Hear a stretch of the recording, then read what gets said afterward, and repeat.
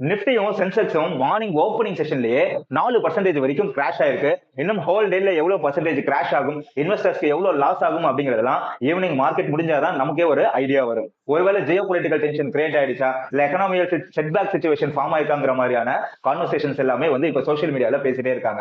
ஒரு இன்வெஸ்டர் நம்ம 3 விஷயத்தை வந்து இதுல கண்டிப்பா தெரிஞ்சுக்கணுங்க. ஃபர்ஸ்ட் விஷயம் என்ன அப்படின்னா, டொனால்ட் ட்ரம்ப் வந்து பவருக்கு வந்த உடனே யூஎஸ்க்கு இம்போர்ட் பண்ற எல்லா கண்ட்ரீஸ்க்கு அகேன்ஸ்டாவும் டாரிஃபை இன்க்ரீஸ் பண்றாரு. சோ இந்த மாதிரி டாரிஃப் இன்க்ரீஸ் ஆகுறதுனால அந்த பொருளுடைய விலை வந்து ரொம்ப காஸ்ட்லி ஆயிடும். செகண்ட், அவங்களுக்கு எக்ஸ்போர்ட் பண்ற கண்ட்ரீஸ்க்கு வந்து எக்கனாமியில பெரிய லாஸ் வரும். செகண்ட் என்னன்னா, யுஎஸ் அப்படிங்கிறது வந்து ஒரு பெரிய கேபிட்டலிஸ்ட் கண்ட்ரி. அங்க இருக்கிற மக்கள் பாத்தீங்கன்னா பொதுவா கவர்மெண்ட்டுக்கு அகேன்ஸ்டாலாம் ப்ரொடெஸ்ட் பண்ணவே மாட்டாங்க.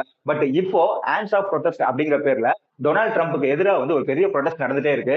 இதோடைய எஃபெக்ட் வந்து எங்க காட்டுது அப்படின்னா, நமக்கு ஸ்டாக் மார்க்கெட்ல காட்டுது. ஏன் அப்படின்னா, யுஎஸ் மாதிரியான ஒரு பெரிய நாட்டுல கவர்மெண்ட்டுக்கு அகேன்ஸ்டா வந்து ஒரு போராட்டம் நடக்குது அப்படின்னா, அது உலகத்துடைய எல்லா நாட்டிலுமே வந்து ரிஃப்ளெக்ட் ஆகும். மூணாவது முக்கியமான விஷயம் என்னன்னா, நம்ம இந்தியன் கவர்மெண்ட் என்ன பண்ணிருக்காங்கன்னா, ட்ரம்ப் வந்து இம்போஸ் பண்ண டாரிஃப்க்கு அகைன்ஸ்டா இவங்க பைலேட்டரல் டியூட்டின்னு சொல்லிட்டு ஒரு புது டாரிஃப் சிஸ்டத்தை வந்து அவங்களுக்கு சப்மிட் பண்ணிருக்காங்க.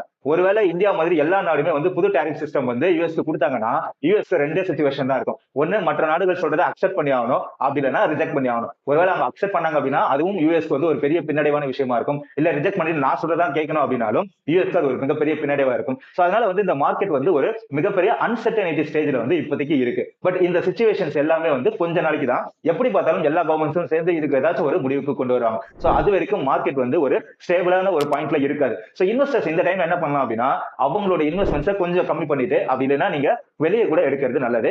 ஒன்ஸ் மார்க்கெட் ஸ்டேபிள் ஆக சொல்ல நீங்க வந்து உங்களுடைய இன்வெஸ்ட்மெண்ட்ஸை மறுபடியும் உள்ள கொண்டு வாங்க.